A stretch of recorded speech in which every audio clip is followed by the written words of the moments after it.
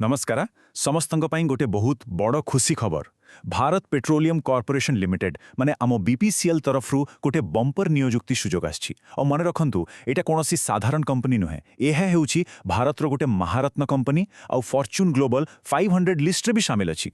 हाँ आपने ठीक शुणिले महारत्न पीएसयू एठारे चाकरी करिवार अर्थ केवल गोटे भल दरमा नुहे बरं देशर विकास रे सीधा सड़क निजर योगदान देवा यह एक गौरवर कथा।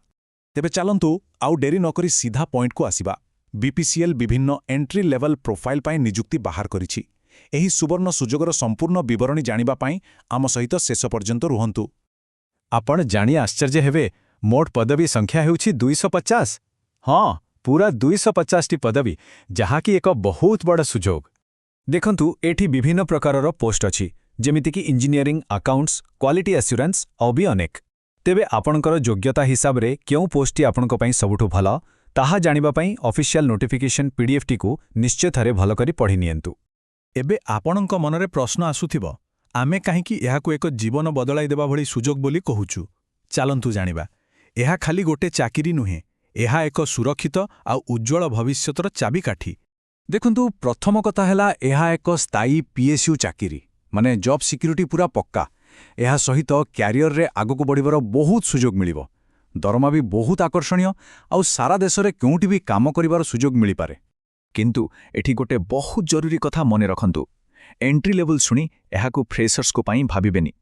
एही सब पदवी पाई 3 रु 5 वर्षर कार्य अभिज्ञता दरकार आउ सेटा भी पोस्ट क्वालिफिकेशन अर्थात आपणकर डिग्री सरीबा परे ही अभिज्ञता को गणा जिवो इंटर्नशिप गणा जिवो नाही। आउ जदि आमे दरमा कथा कहिबा तेबे सुनिले आपण आश्चर्य होई जिवे। उदाहरण भाबेरे एसोसिएट एग्जीक्यूटिव पद पाई वार्षिक सीटीसी रहिछि वर्तमान पाखापाखी 17.11 लाख टंका। एथुरु आपण अंदाज लगै पारुथिबे कि केते भला आर्थिक सुविधा एठारे मिलुछि। एले आवेदन करिबा आगरु सावधान बीपीसीएल तरफरु किछि कड़ा चेतावनी दिया जाइछि जाहाकु सबु आवेदनकारी जानिबा निहाती दरकार। सबुठु प्रथम आउ सबुठु गुरुत्वपूर्ण नियम हैला आवेदन केवल बीपीसीएल रो ऑफिशियल वेबसाइट bharatpetroleum.in माध्यम रे ही करी हेबो। आउ कोनोसी उपाय रे आवेदन ग्रहण करा जिवो नाही। बीपीसीएल नोटिफिकेशन रे सफा सफा कहिछि जे सेमाने एही नियुक्ति प्रक्रिया पाई कोनोसी बाहारा एजेंसी को दायित्व देई नाहंती। तेणु जदि केही चाकिरी कराई देबे कही टंका मागुछंती तेबे सेमानक ठारू दूरे रहंतु। सेमाने संपूर्ण भाबे ठग। एबे आसिला आउ गोटे गंभीर कथा ताहा हेला एप्लिकेशन फॉर्म रे देउथिबा तथ्य। एही मामला रे बीपीसीएल रो नियम बहुत कठोर। मने रखंतु भूल तथ्य पाई बीपीसीएल रो नीति हेउछि जीरो टॉलरेंस। एहार अर्थ टिके भी भूल को कोनोसी परिस्थिति रे भी बर्दाश्त करा जिवो नाही। जानि रखंतु जदि आपण देइथिबा कोनोसी भी सूचना भूल बोली प्रमाणित हुए तेबे सेही मुहूर्त रे आपणका एप्लिकेशन बातिल होई जिबा से जे कोनोसी स्टेज हेउना काहेकि एपरि कि चाकिरी पाई सारिबा परे भी जदि भूल धरा पड़े तेबे चाकिरी रु बाहर करि दिया जिवो। सेथि पई फॉर्म भरिला बेले 10 थर चेक करंतु।